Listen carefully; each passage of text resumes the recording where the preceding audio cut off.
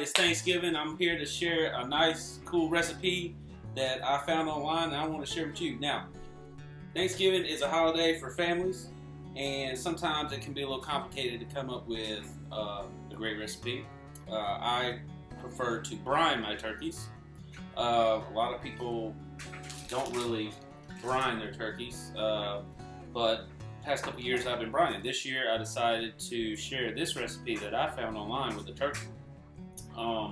It involves buttermilk.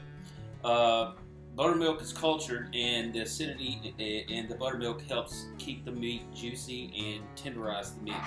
Now, what you're going to need is 1 quart of water over here, which I have.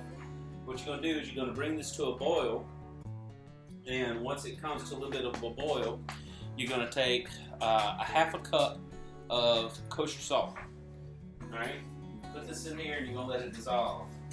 Now that we have the water dissolved, here's where it comes in with our necessary ingredients. First off, we're going to start with 2 tablespoons of coriander seeds. Give it a little bit of flavor.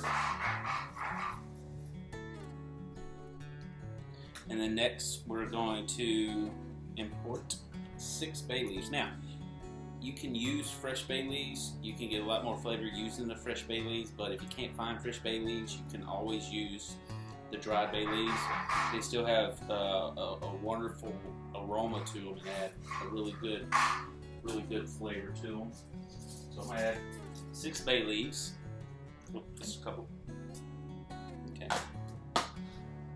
1 teaspoon of mustard seeds. Now, the original recipe calls for brown mustard seeds. If you can't find brown mustard seeds, you can still use your regular yellow mustard seeds.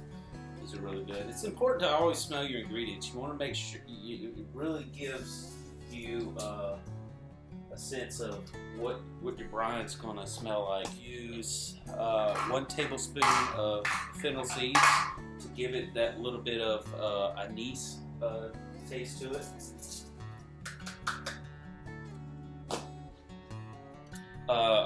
Here's a really good new ingredient that I found. I never heard of these until recently when I was researching the brine.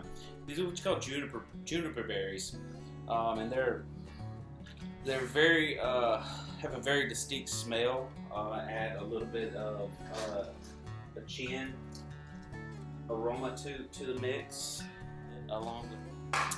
Now, what you're going to do is you're going to pull this water down and dissolve the salt and get this nice, it smells so good. Now, my water is at a high boil now. I'm going to turn this off. My salt is pretty much dissolved.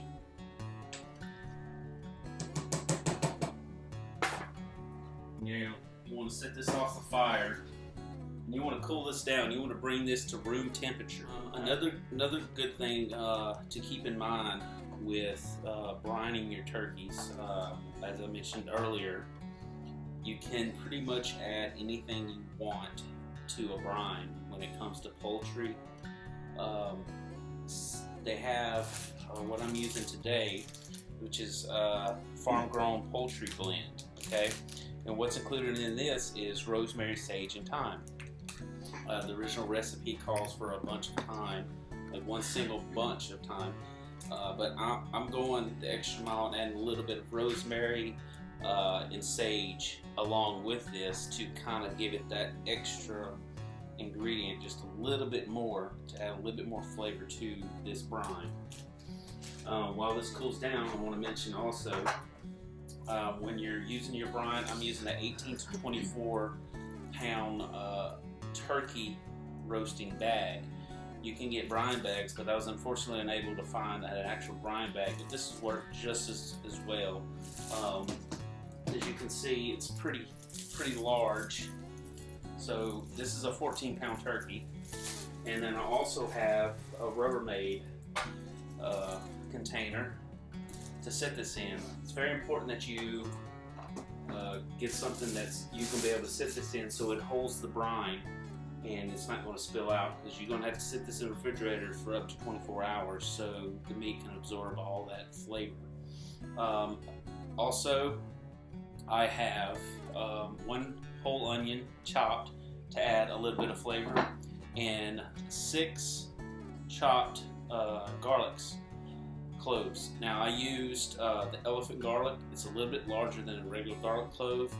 The only reason I did this is because it's a little bit larger so I could chop it up. The original recipe calls for 6 regular garlic cloves, so I figured if I get a larger garlic, which is the elephant garlic, which is like 5 times bigger than a regular clove, I can chop like 2 of them up and be equivalent to 6 regular garlic cloves. That's it for about right now, and we'll come back once it's to room temperature and we'll start mixing the butter. Okay, so now that we have our mixture at room temperature, we want to add this to 4 quarts of water.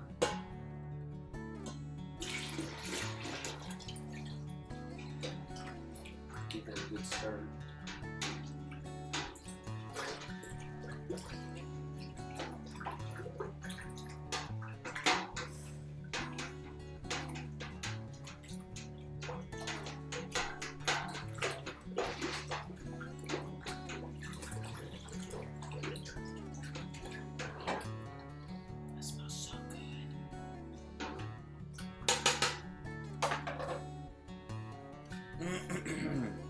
Now, here comes the buttermilk.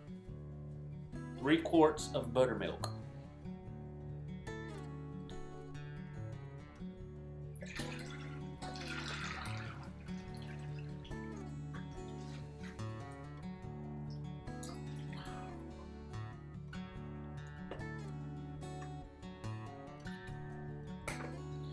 Okay, now at this stage, we can go ahead and place our gobble gobble goo in the bag. Alright.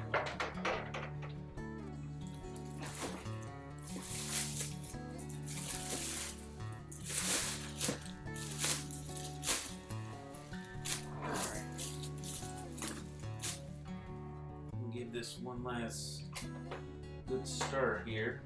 Get all them ingredients, all them flavors just mixed up. This is going to require a little bit of muscle.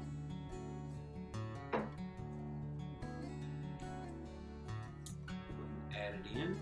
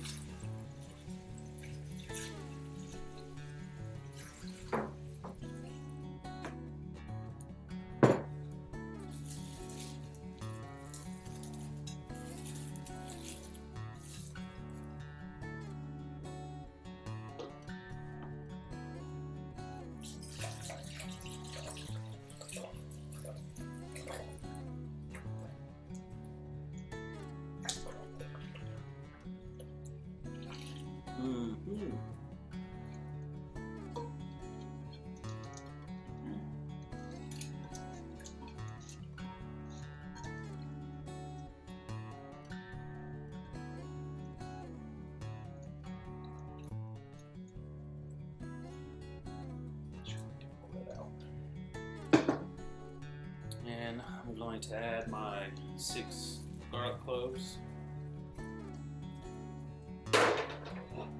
my onions, well, 1 chopped onion, just to get a little bit of flavor,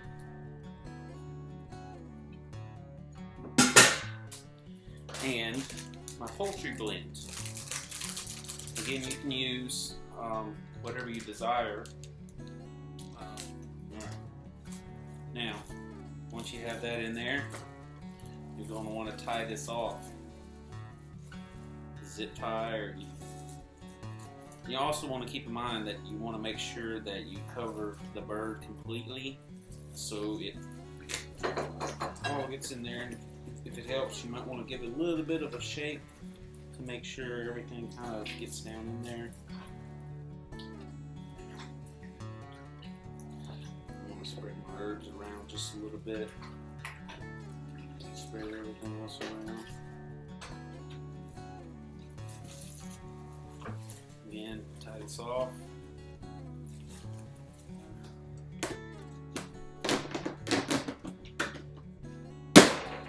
set it in the refrigerator, and that's it.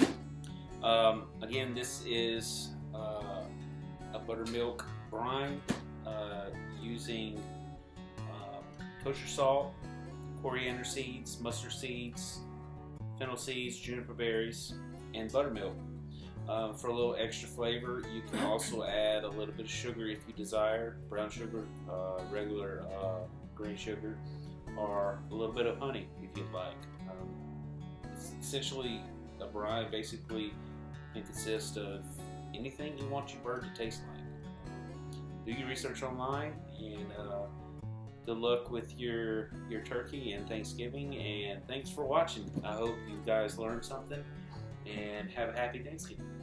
This is Joe Roberts signing out. Keep cooking, baby.